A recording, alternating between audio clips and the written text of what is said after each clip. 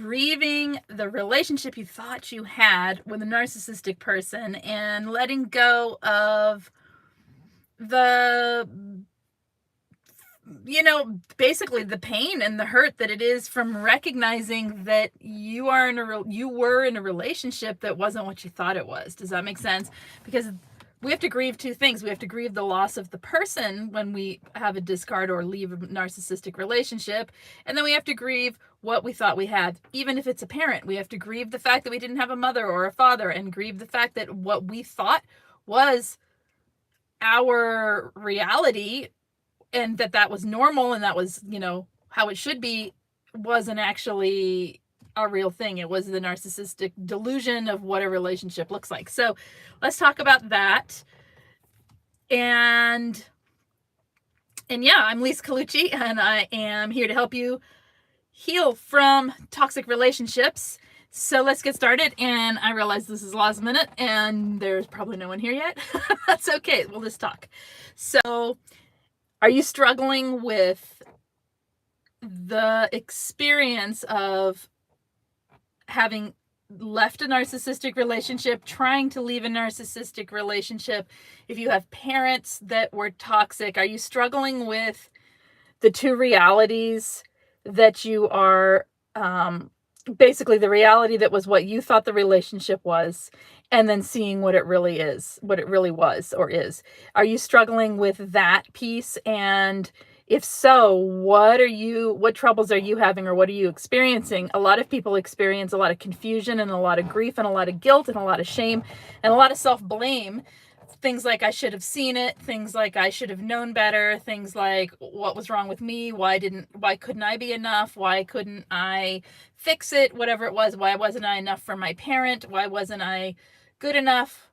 I was born to be this way. All of these things can come up because the gaslighting from the toxic person was so mixed in with the relationship, and was so mixed in with the whole structure of the relationship and the whole experience of it. It wasn't just the interrelating that was being gaslit. It was the whole experience of that relationship was mixed up with confusion, delusion, and narcissistic manipulation. And so when you realize that you loved someone, be it a partner, a friend, or a parent, you loved someone, you cared about them from a place of care and empathy, and from a place of, wanting healthy relationship with them.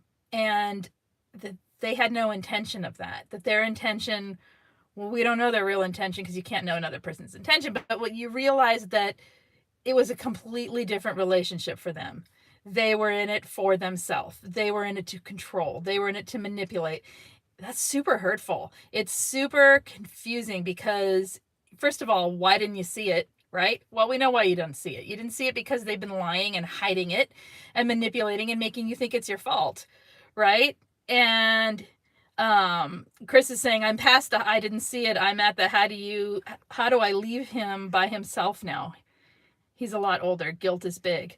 There's that too, right? Like, you recognizing it and then how to get out of it, how to get away from it if you're still in it. People make choices, Chris, with how they want to behave. And he's never been willing to take the steps needed to be in a healthy relationship. That's not your burden to bear. You know what I mean? Like, it's making sure, I suppose, that it's set up where they can make choices for their life to still live a life, right? Not taking someone to the cleaners, so to speak. And I don't know. I feel like that is a totally individual situation on what you would do to leave. But it's recognizing that no one is obliged to care for another human being when somebody, well, you're not obliged to. You do it by choice, right? And you're not obliged to take care of someone who has been toxic to you. And that they are making the choice to be how they are and who they are. Whether or not they can help it, they're still making a choice. Their intention is for self. So I guess it's getting through that. Yeah. And so a lot of people really struggle with this, and I hear it a lot in a lot of places where people are seeking support, that they are struggling with the grief of letting go of the hurt that comes from recognizing the relationship wasn't real. So you're good at preaching it. Start walking the talk, my friend. Maybe that's just it. It's challenging, but we get to a point where we have to, right? So it is very hard, yes. So the grief part. So let's talk about some things you can do to help yourself through that. So emotions are meant to flow, right? They're not meant to be one thing. You're not meant to be happy and then you stay in a solid state of happy, like happy stasis, right? And then it never goes away. You're just always happy, or sad or whatever. You're not meant to have one emotion all the time. Well, grief kind of locks you into a state of being sort of overwhelmed and washed over by certain emotions, right? And the problem with this kind of grief is there's no closure in the relationships and there's no sense to it, because a narcissist isn't going to behave the way you would behave. So there's no sense to the way and the reasons and the whys of what they're doing. If the answer is, okay, why does a narcissist act that way? I can answer it in 2 sentences.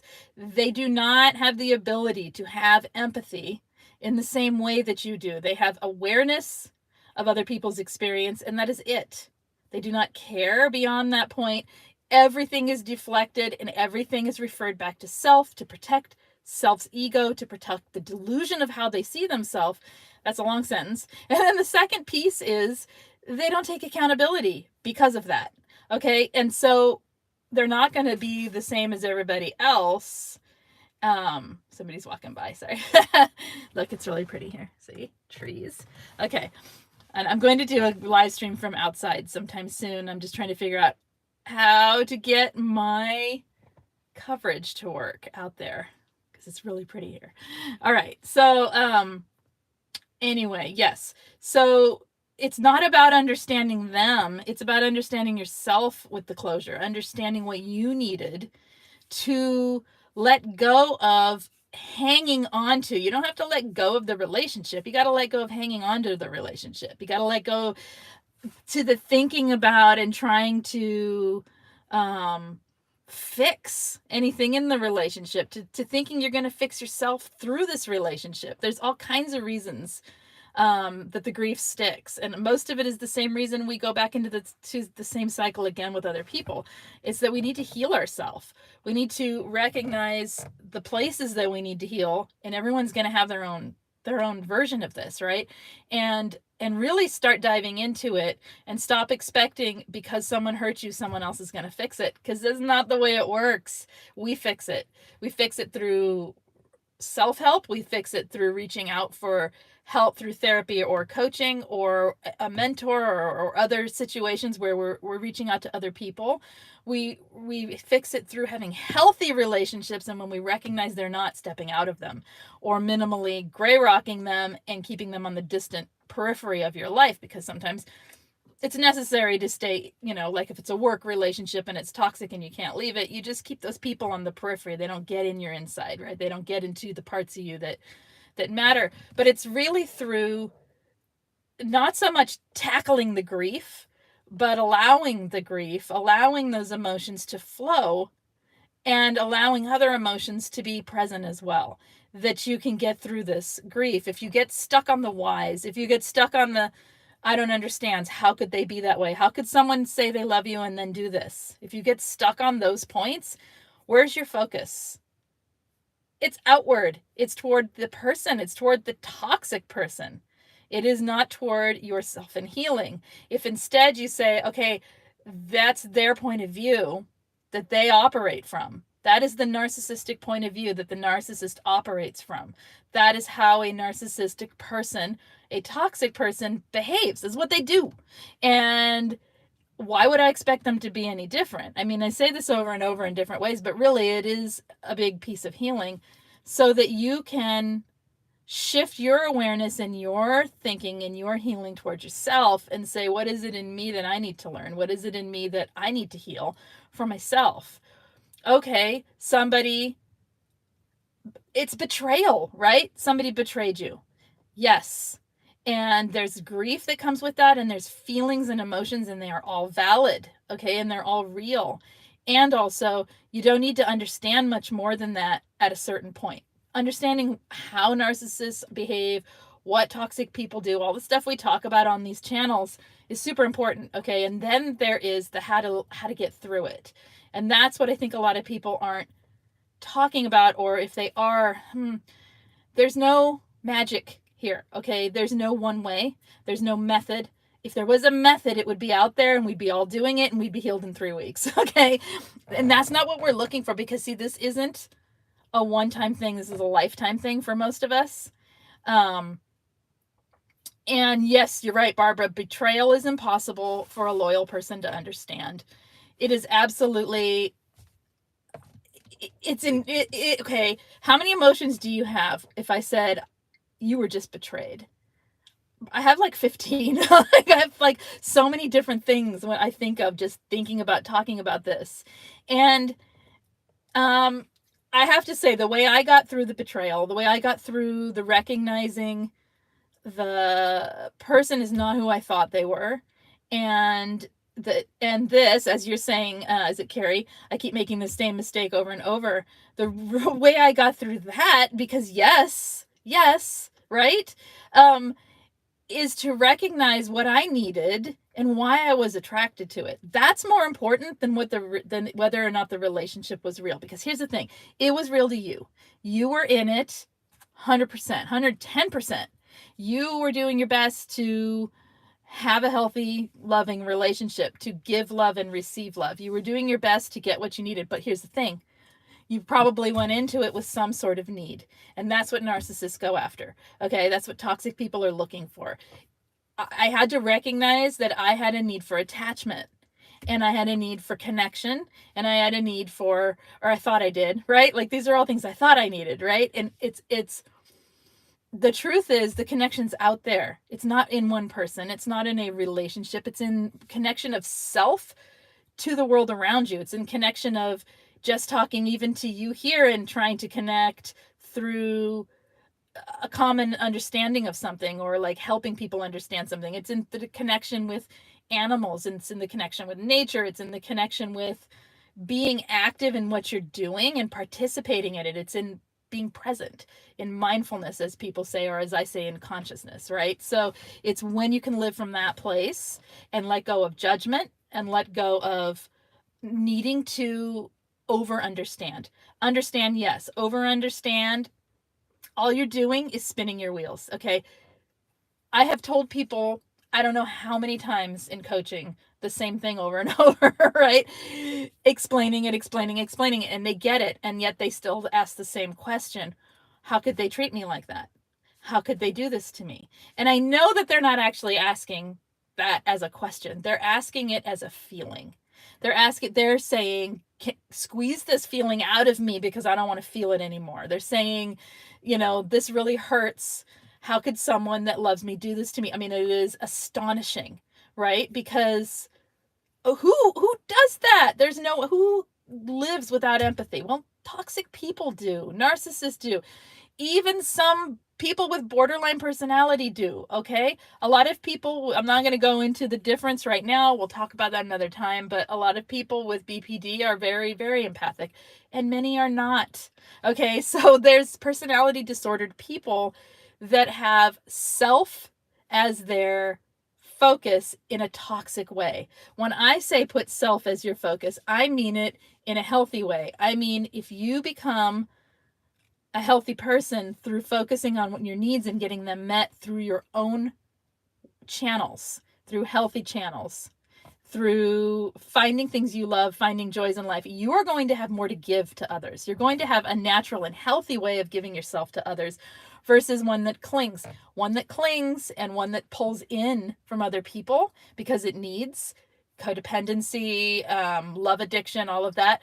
If you're pulling in because you need something so bad, you are going to attract toxic people. And not only that, you're going to not be able to push them out when they get in your life because you need it. And you think it's there because they give the love bombing and they give the attention in the beginning. And they give it through the whole relationship and mixed in with a bunch of devaluing that then just feeds your need. They create more need. I know I'm going off topic here, but I'm going with the flow, and man, I don't know. So I'm going to check on the chat and see what's up. Let's see, live chat. Hey, okay, Chris, Barbara, UNA, hello. It takes the right timing to understand the message from the life lesson. That's beautifully said, Barbara.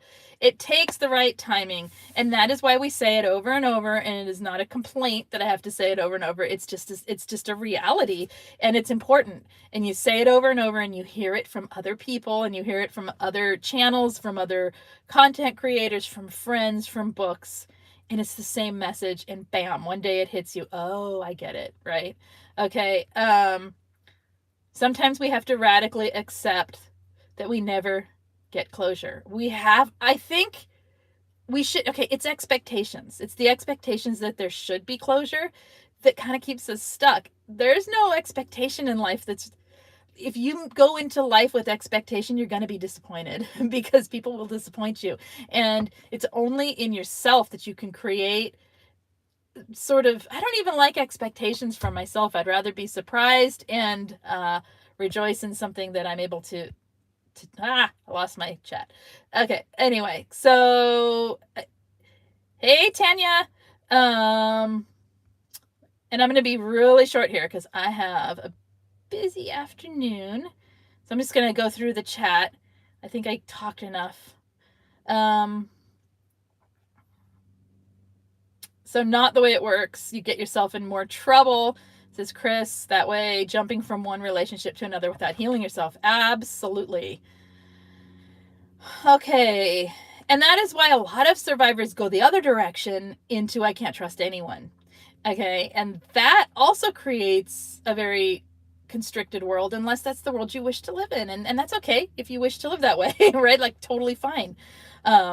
But for some people, there's a strong need for connection with others and the contrasting feeling of not being able to trust anyone. And that's really hard as well. And we should talk about that another time as well. Oh, I went the wrong direction. I'm like, why is the chat, everyone's saying hi? Because I'm reading the wrong way. Okay. Tranquil Vision, hello. I don't think I've seen you in here. Welcome. The narcissist I met in high school was the effect, is the effect more severe when it starts as a teen? Yes. Okay. I don't know how old you are now. I'm going to assume you're well out of high school. And so I'm going to make up a story because I don't know how old you are, and I don't know if you'll be able to answer, or I don't need to know your age, but like how many years you were with them ish. The thing is, and you're 41. Okay. Yeah. So you guys grew up together. You guys finished your growing up, your young adulthood, your late adolescence, which is still a child, right? I'm sorry, it is. And still growing and still learning and becoming an adult. And you grew up together. And so your relationship style was based on how you two interacted. So if you've been together since high school and you're in your 40s now, that's a lot of years of where you did not have the opportunity to have healthy adult interaction and healthy adult relationships to teach you what is good for you and what works for you and what works for other people with you, how you operate in a healthy way and how others should function towards you in relationships. And so there's a lot of self-discovery that you missed because you were together so young and you had so many years together. I mean, this is true of any relationship that starts young. You don't have a chance to individuate, right? You didn't have it. You went straight from your parents to a toxic relationship, or from your parents to any relationship, right? And so you didn't have those years of individuation to become your own person. You became your own person. I was there for 5 years, broke up, came back 10 years later. It recently ended. I stayed 5 years when I came back. Yeah, and see that, and there's another point. Okay, so if that's not your case, like what you're describing, yes, it's very confusing because you knew them as a young person which means you built trust in knowing who they are. I mean, think about it. Anyone you knew in high school, for some reason, we think we know them. We do not know them. Okay? If we come back 10 years later and you knew someone 10 years ago, that does not mean you know the person they've become. That does not mean you know who they are. What it means is you have a familiarity that's going to make it feel like you do, and you're going to feel instant trust and connection. So yes, it's more confusing and it's very conflicting, because then that person isn't who you thought they were. And you're like, wait, did I cause that in them? Did I make that happen? Why is this happening? Is this me? Because I've had toxic relationships before, so it must be me, right? So yes, it can be really hard. So recognize that and try to see it for what it is. Try to see them for who they are. They're making an adult choice in how they act. My situation is the same, said Ansley. I started dating it. Yes, exactly. Okay. Carrie, I just split from someone who made sure when I had money it went on him. Met him online. He said I was the same offline. It ended saying I'm a different person and denying he had said I'm the same offline. Okay, that's grooming. He groomed you to support him. He groomed you to believe that he is something that's worth supporting, and something that and that you should be doing this. And then when you didn't want to do it, he said you're different. Yeah, that's a con artist right there. Tanya's saying 11 different schools in 12 years of schools. Holy moly, girl. That's a lot. That's a lot of difficulty even making any attachments, because how can you? Because people go away. And at the same time learning freedom and independence, right? So it's not all bad, and it's not all and yet there's a lot of hard difficulty in that. Okay. I am losing my chat. Okay. Hey, Jack.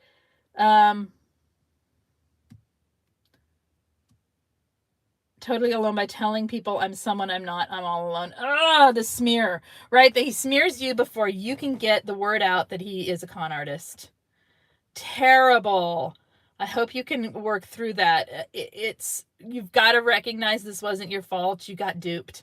You got lied to, and that hurts. And it's a matter of recognizing what it is you didn't see, and instead of judging yourself for not seeing it, learn from it. Learn what you need to see so that you don't let it happen again. Learn what it was you needed when you met that person, and what you wanted when you met that person, and how they made you feel, so that you can get those needs met in healthier ways, and not attract that again, and learn to be able to trust when it is appropriate. Okay. You're having a hard time accepting the truth, Ansley. It takes time. It takes time to allow the truth. It does. You don't have to accept the truth. Acceptance is like saying, yes, go ahead, give it to me. Allowance is recognizing that's who that person is, and I'm going to allow them to be what they are, because that's the right thing to do for any human being. And if I don't like it, I don't need to be near it, right? I learned that 50 years knowing who I thought was a friend. You see them, and actually you can look back and see it. Exactly. When the fog lifts, you see it all. Okay. I'm going to head out here in just a second. So I'm just scanning for any new comments that are, Barbara has the same story to, Tanya, or she doesn't have the same story. That'd be crazy. She has her own story that is similar in relation to lots of school. So hard to plant roots. Yeah. Oh, so glad to plant roots in retirement. Yeah.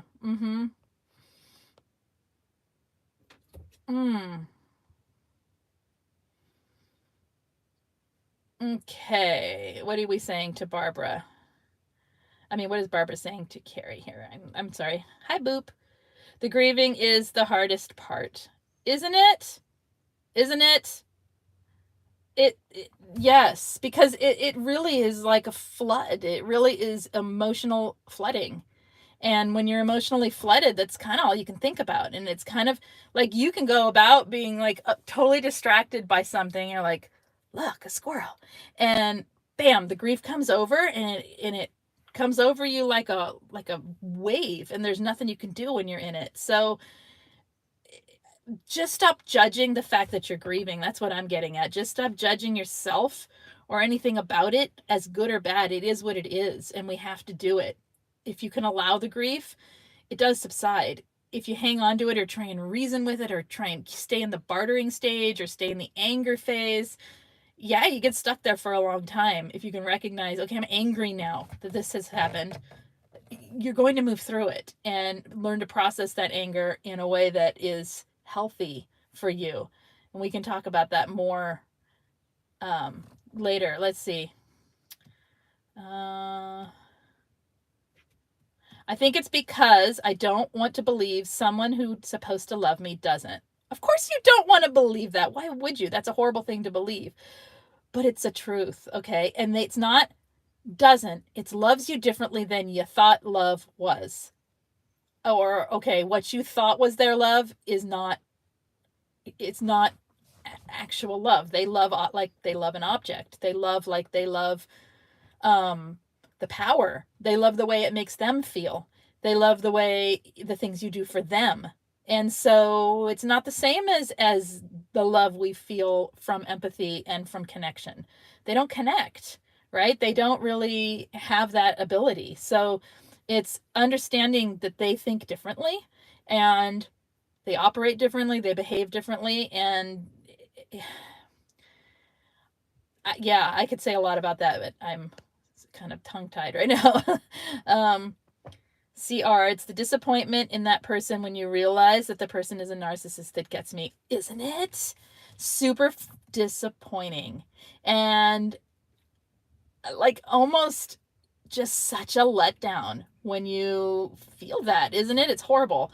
Let's see. We've got my dog might bark because a tractor just drove by. After, what are we looking for? Is there a group link to what, Carrie? Is there a group link to what? I don't go to TikTok either too often. I should, but let's see. After discard, does a narcissist really never think about the person discarded? Oh, I'm sure they do. Oh, I know they do. Not all of them. There's okay, they're different people too. They're not one thing. We talk about them like they're one thing because they do so many things that are the same, right, as each other, but they're not one thing.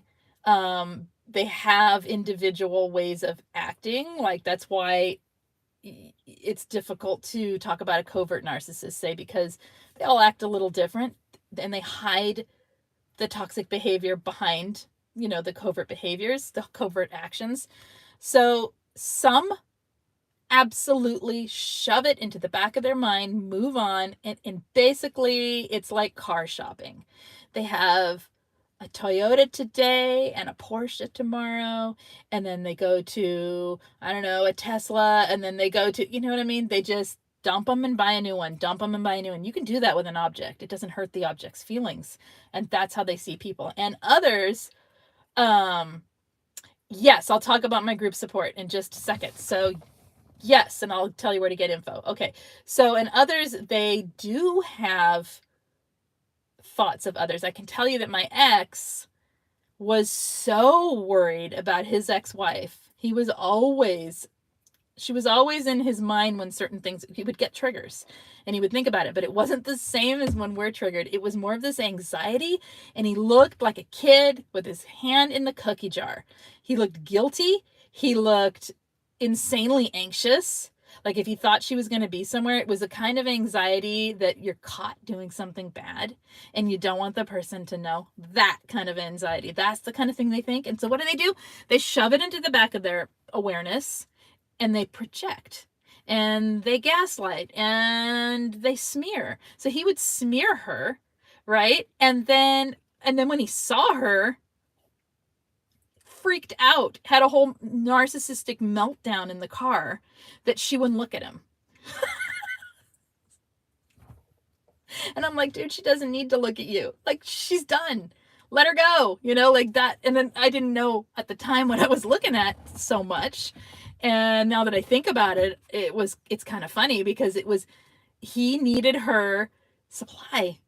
That's all he needed. He didn't want her. He wanted her supply. So yes, they do. Anyway, okay, group meets Tuesdays and Thursdays at 4:30 Pacific and 11 on Fridays Pacific. You can find a link in the main description of my videos. So if you go to the main thing where it says, this is what the video is about, it's in there and there's a link there. If you go to www.lisecolucci.com, it's on there as well. And just got to spell my name wrong, right? Don't spell it wrong. Spell it right. You can find it anywhere on this channel, right? How to spell it. Just make sure it's an E, not an A. And anyway, so there it is. And we meet on Zoom, and there's a Discord chat that goes with it as well. So that's the group info. It's $60 a month for 4 weeks, as many meetings as you want. That's the whole of it right there. Okay. Let's see. Do they really have hatred toward the victim? Sometimes, because it's not hatred. It's hiding their own hatred of self by projecting it onto you. Right. And you won't let them get away with anything. And so they don't like you. Right. It's all about self.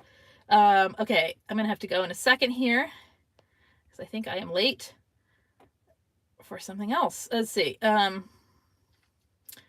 Carrie, let's see. It's always hard on, I have to my finger. Okay. Still very raw. I feel like a piece of rubbish that's been discarded. Told him I'm pregnant and he said, send me baby when it's popped out. No. No. Honey, you take care of yourself and your baby inside of you, and you find some peace, because this person is the piece of rubbish. You are not. Okay? Beautiful being who is carrying a being inside of her. Beautiful mother. Okay? You find some healing in this. You're not here to be his anything. He's the piece of that has done this. Okay? Yeah. Find support and yeah, it doesn't work that way. And I'm really sorry. That's a hard one when you're, especially with the hormones and the emotions that come with being pregnant as well. Yeah. How many people can they trick? They trick everyone, CR. There is no, it's not like they go, I'm going to use that person, but everyone else I'm going to be normal to. They trick as many people as they meet in their life. They're deceptive. That's how they live. They live through the manipulation. Misunderstanding of your words, Tanya. Which words? I'm sorry. I have trouble following chat. Did I say something, or was it something someone else typed? I don't know. If I did, I'll figure it out. They do choose the best of the best in other humans, don't they? That's what Tanya's talking about. And yes, they do. Let's see. Anything I missed? Any questions I missed? If there is, can you please re-ask it, or can someone direct me to it so I can answer it? Otherwise, I'm going to head out. Yeah. Okay. That's it. I found that confusing, how they are with someone you're jealous of, even though you try to be there for them. Oh, yeah. The more you can learn about how narcissists act and why they act that way, and allow it to be their truth. Okay? Don't think, if I loved them more, if I were prettier, if I were nicer, if I were kinder, if I gave more, if I cooked more, if I cleaned more, if I were sexier, if I were this, if I were that, it has nothing to do with you. They use everybody. They manipulate everybody. That is how they relate to people. They don't relate in relationship. They have situationships. Okay? They do not have relationships. It takes relating to have relationships. And a narcissistic person and a toxic person isn't going to think the same way you think. They're not going to love the same way you love, and they're not going to be loyal the same way you're loyal, okay?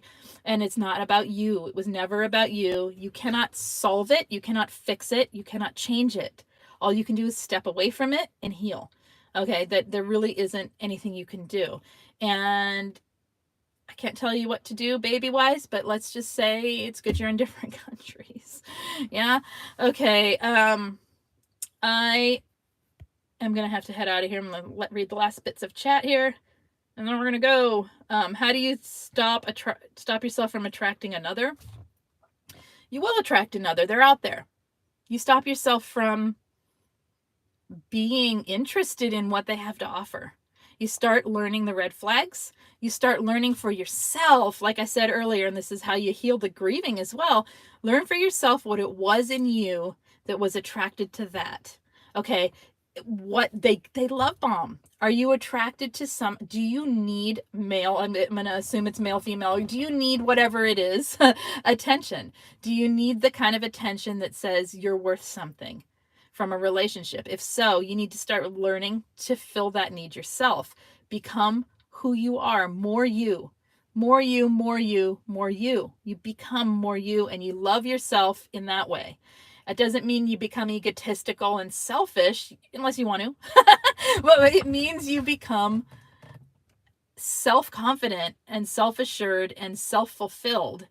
And then when you have someone trying to pull from you, you see it and you feel it, okay? When you notice, oh, there's that old feeling of me being really attracted to somebody's attention, and you go, oh, wait a minute. Because honestly, any relationship's going to have a little of that in the beginning, right? But it could be friendships too. It doesn't have to be relationship, right? It can be anything. You feel yourself wanting to, if you have issues with a mother or a father, you feel that pull toward wanting what it was they didn't give because this person's giving it. And you step back and you keep your own life. And you take a long, long time to get to know someone, and you find ways that you connect, and you see where you don't see eye to eye and how you resolve it. That's a long answer, and there's a way more answer to that, but that's a start. Okay. All right. All right, you guys, I need to head out, and I will see you later this week with videos, and then next week live on Tuesday, and maybe another day. So I'll talk to you later. Hit subscribe, hit the thumbs up, and if you need anything, coaching, group coaching, information, peer support, lots of info in the main description of each video. My email is there as well, so if you do not see what you're looking for, just email me and I can send you links. I try to answer quickly, but sometimes I don't. Anyway, that's that. I'll see you guys next time. Take care. Bye-bye. Okay, I forgot. I go here. Yes, I'm sure I want to end. Bye.